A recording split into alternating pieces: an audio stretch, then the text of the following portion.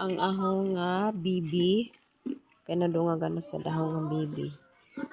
Netflix na sa dahong bibi mga kadots na napukoy bagong bibi nga orchids.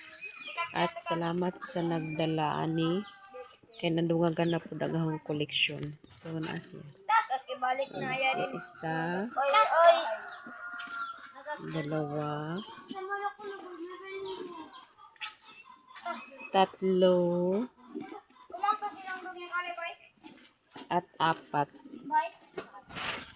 Bali ako ni silang isa diri sa butanganan nila ako ni giisa kay pamanggukoy lain usok nga pwedeng kabutangan sa ila. So nadungagan naman ang ahong nga koleksyon nga orchids kay hilig jud kong mga bulaklak.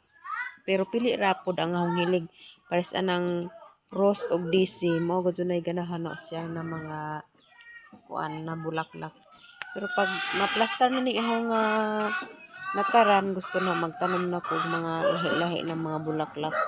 Sa karon di pa nila mabutangan kay kapalagi na plaster bali ang orchids nga ninaho bisan hain na lamang gani ninaho gibutang dire ra gay ninaho gibutang sa coral ra gay ninaho siya gibutang kay wala gyud kabutangan. Sugo pa ba siya? Gwapa siya. Gwapa siya. So salamat sa nagdala ani nga orchids. Ikan pa ni sa sa Mangagoy gidala. Sa nagdala salamat kay nadungagan na kayo dagahong orchids nga I love my baby orchids. Kani nga ni gikan pa ni sa Surigao dito sa Amua. So namulaklak na siya. Na iyang flowers na violet na may pagka-white. Yun nadungagan na.